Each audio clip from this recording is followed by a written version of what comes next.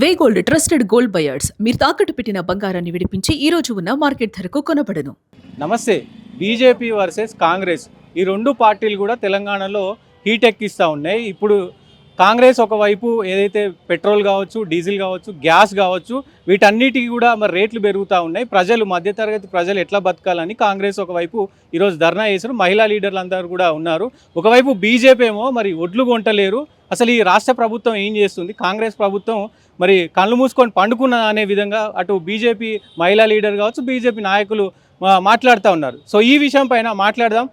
కాంగ్రెస్ మహిళా అధ్యక్షురాలు స్వర్ణ గారు ఉన్నారు. మేడం, ఏం చెప్తారు? ప్రధానంగా మీరు ఈరోజు ర్యాలీ చేశారు, ర్యాలీకి ఆపోజిట్గా వాళ్ళు కూడా ఒడ్లు కొంటలేరని డైరెక్ట్గా నేరుగా కామెంట్ చేస్తున్నారు కదా. అసలు వడ్లు ఎన్ని వండినాయో తెలుసా వాళ్ళకు? ఈ గతంలో ఎన్ని వండేటి వడ్లు ఇప్పుడు కాంగ్రెస్ ప్రభుత్వం వచ్చిన తర్వాత రేవంత్ అన్న గారి ప్రభుత్వంలో ఎన్ని క్వింటాల్లో ఎన్ని వడ్లు వండినాయో వాళ్ళకు తెలుసా? వాళ్ళకు లెక్కలు తెలియదు, మాట్లాడతారు. దానికి సమాధానం చెప్పాల్సిన అవసరం లేదు. రోడ్ల మీద తిరగడానికి ఏదో ఒకటి కావాలి, వాళ్ళు ఆ పని చేస్తున్నారు. మేము అడుగుతున్నాం, ఇవాళ పెంచిన ధరలకు నిరసనగా ఇవాళ మేము కార్యక్రమం తీసుకున్నాం. అయ్యా ఎందుకు పెంచిండ్రు అని అడుగుతున్నాం. సమాధానం చెప్పమను, ఎందుకు పెంచిండ్రు? మొన్నటి వరకు కూడా ఎలక్షన్లు అయ్యే వరకు ఒక మాట కూడా మాట్లాడింది. ఎలక్షన్లు అయిపోయినాక తెల్లవారే నువ్వు 2-3 సార్లు ధరలు పెంచి ఇవాళ వ్యవసాయదారులకు, మహిళలకు అందరికీ కూడా అన్యాయం చేస్తే దాని గురించి మేము అడిగిన దానికి నువ్వు వడ్లు ఒక అది పెట్టుకొని వస్తావు. మీకు ఎప్పటికి కూడా అలవాటు. అంటే డీలిమిటేషన్కు మహిళా బిల్లు ఎట్లనైతే పొత్తు పెట్టుకొని వచ్చి కాంగ్రెస్ వాళ్ళు చేస్తలేరు, కాంగ్రెస్ వాళ్ళని బదనాం చేద్దామని అనుకున్నారో, ఇవాళ మేము పెరిగిన ధరలకు నిరసనగా మేము చేస్తుంటే బడ్లను ఎత్తిలో పెట్టుకొని వాళ్ళు పోతున్నాం. నేను ఖచ్చితంగా అడుగుతున్నాను, వ్యవసాయదారునికి ఎప్పుడు కూడా పండనంత పంట ఇవాళ వండింది.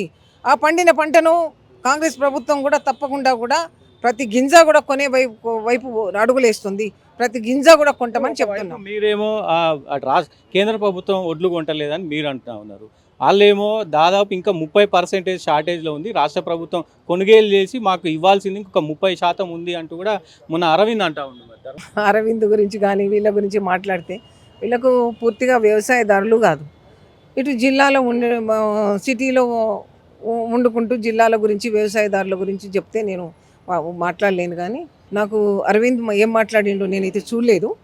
కానీ ఇవాళ పండిన పంట వడ్లు ఎక్కువ శాతం పండడం వల్ల కొంచెం కొనుగోలు ధర గన్ని బ్యాగులు కానీ ఇవన్నీ కొన్ని తక్కువ ఉండి తీసుకోలేకపోతున్నాం. అలాగే మనకు స్టోరేజ్ చేయడానికి కూడా ఇబ్బందికరంగా ఉన్నది. ప్రతి జిల్లాలో కూడా ఎవరైతే మంత్రులు ఉన్నారో వాళ్ళందరూ కూడా అక్కడ కూర్చొని వడ్లు ప్రతి గింజ వరకు కొంటామని గన్ని బ్యాగులు కానివ్వండి, అలాగే స్టోరేజ్ చేయడానికి కానివ్వండి వాళ్ళు చూస్తూనే ఉన్నారు. వడ్లు కొంటూనే ఉన్నాం. కొంచెం ఓపిక పట్టమనండి. ఓపిక పడితే అన్నీ కూడా సరి చేసుకోవడానికి ప్రభుత్వం ఉంది కదా. మీరు ఒకవైపు మీరు ఇచ్చే వాటిని అన్నింటినీ కూడా ముబ్బడిగా పెంచి ఈ ప్రజల నడ్డి వీరుస్తూ ఇవాళ అన్నిటినీ మొన్నటి వరకు ఒక్క మాట మాట్లాడకుండా ఇవాళ 3 సార్లు పెంచిన ఘనత మీది కాకుంటే మరి ఇంకెవరిది? దానికి బీజేపీ వాళ్ళు మాట్లాడుతూనే ఉంటారు. బీజేపీ వాళ్ళు మాట్లాడు ఒక్కటే తెలుసు, కానీ ప్రజల మధ్యకు పోయి ఇక్కడ జరుగుతున్నది ఏంటో తెలుసుకోలేని పరిస్థితి. ప్రధానంగా వచ్చినటువంటి ఇప్పుడు 30 నెలలు అవుతుంది కాంగ్రెస్ ప్రభుత్వం వచ్చి, 6 గ్యారంటీలు కానీ మిగతా హామీలు కానీ ఒక బస్సు ఫ్రీ తప్ప వాళ్ళు ఏది చేయలేదు. కాబట్టి మొత్తం డైవర్ట్ పాలిటిక్స్ చేస్తూ ఉన్నారు. రేవంత్ రెడ్డి ఎప్పటికప్పుడు కూడా ప్రజల్ని డైవర్ట్ చేస్తూ ఉన్నాడు అనే విధంగా ఇటు బీఆర్ఎస్ కానీ బీజేపీ కానీ మాట్లాడుతున్నారు. అంటే 200 యూనిట్ల కరెంట్ బిల్ ఎవరు తక్కువ చేసిండ్రు? బీజేపీ వాళ్ళు చేసిండ్రా? టీఆర్ఎస్ వాళ్ళు చేసిండ్రా? మరి అదొకటే కాదు, నేను ఇవాళ బస్సులు ఇచ్చినాం.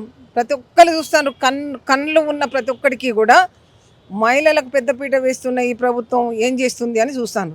ఇవాళ బస్సులు ఇవ్వగలిగినాం, మీరు ఇచ్చినారా? ఎప్పుడైనా ఇవాళ వడ్డీ లేని రుణాలు ఇస్తున్నాం, మీరు ఇచ్చినారా? పోనీ ఇండ్లు ఇచ్చినారా? మీరు రేషన్ కార్డు ఇచ్చినారా? ఇంత అసమర్థ పాలన చేస్తూ 10 సంవత్సరాలు ఒక 20 సంవత్సరాలు వెనక్కి నెట్టిన వాళ్ళను బంగారుపల్లెంలో తెలంగాణ ఇస్తే ఇవాళ అప్పుల కుప్పజేసి మా ముందు పెట్టి మీరు మాట్లాడడానికి సిగ్గనిపించాలి మీకు. ఇంకా బీజేపీ వాళ్ళు అక్కడ లేదు ఇక్కడ లేదు, వాళ్ళకు ఇక్కడ ఏమీ లేదు కాబట్టి అక్కడ ఆకాశంలో ఉన్నట్టు వాళ్ళు ఊహించుకొని నేల మీద ఆనకుండా మాట్లాడతారు, అంతే తప్ప ఇంకొకటి లేదు.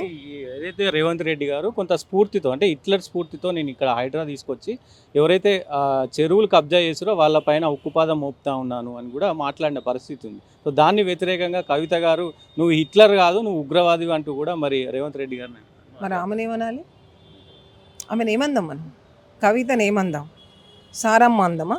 నువ్వు మీ బిడ్డ నువ్వు తెలంగాణలో పుట్టినావు కాబట్టి నా కడుపులో పుట్టినావు కాబట్టి నీకు బతుకమ్మ పండగ ఇస్తా నీకు బోనస్గా. నువ్వు బతుకమ్మ ఎత్తుకొని దేశం తిరుగు, పైసలు అయితే నీకు బాగా నీకు కావలసిన అన్ని ఇస్తానని చెప్పిండు.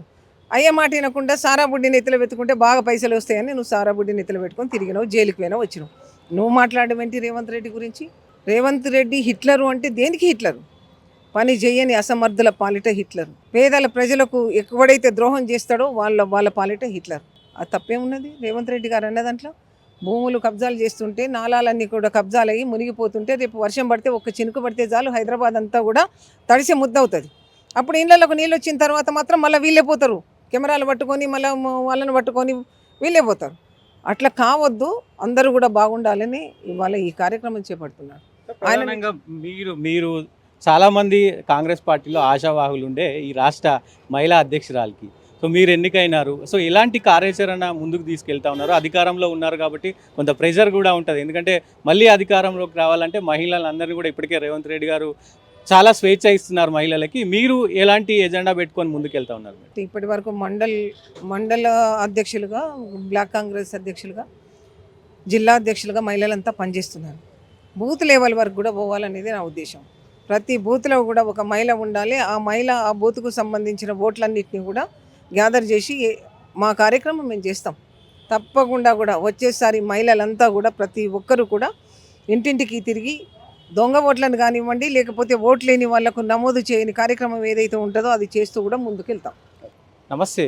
ఇటీవల కాలంలో రేవంత్ రెడ్డి గారు బీజేపీ పైన, కిషన్ రెడ్డి పైన, బీజేపీ పార్టీ పైన విమర్శలు చేస్తూ ఉన్నారు. దాంతోపాటు ఏదైతే ఈ వడ్లకు సంబంధించి కూడా ఎంపీ, ఎమ్మెల్యేలు అందరి ఇంట్ల ముంగట కూడా వడ్లు 15 తారీఖు లోపు మొత్తం వడ్లు కొనకపోతే వాళ్ళ ఇంటి ముంగట పోస్తానంటూ కూడా మరి ఆయన హెచ్చరిస్తూ ఉన్నారు. మాట్లాడదాం. ఆకుల శ్రీవాణి గారు ఉన్నారు నాతో పాటు. మేడం, ఏం చెప్తారు? ఆయన ముఖ్యమంత్రి అట్లా మాట్లాడుతూ ఉన్నారు, మీరు ఏం చెప్తారు? అతను ఆ మాట మాట్లాడి తెలంగాణ ప్రజలని, ముఖ్యంగా రైతులను విమర్శించారు, రైతులను అవమానించారు. రైతులు ఎండనక వాననక పండించిన పంటని తీసుకొచ్చి ఆడ వేస్తా ఈడ వేస్తా అని చెప్పి ధమ్కీలు ఇచ్చి రుబాబ్గా మాట్లాడడం అన్నది నిజంగా కూడా మేము ఖండిస్తున్నాం. ప్రధానంగా మీరు ఈరోజు మార్నింగ్ కూడా వెళ్ళినట్టున్నారు, సెక్రటేరియట్ను ముట్టడించే ప్రయత్నం చేసినారు. ఏంటి ఆ నిరసనకి ప్రధాన ఉద్దేశం ఏంటి? చూడండి, వాళ్ళకి మంచిగా చెప్తున్నాం, రిప్రజెంటేషన్స్ ఇస్తున్నాము, ప్రెస్ మీట్లు పెడుతున్నాము, ధర్నాలు చేస్తున్నాము, ర్యాలీలు చేస్తున్నారు, ఏది కూడా పట్టించుకోవట్లేదు. మన పాలన తీసుకెళ్తున్న సెక్రటేరియట్ నుంచి తీసుకెళ్లడం బాధ్యత కాబట్టి ఒక తెలంగాణ బిడ్డగా అక్కడికి వెళ్ళాం.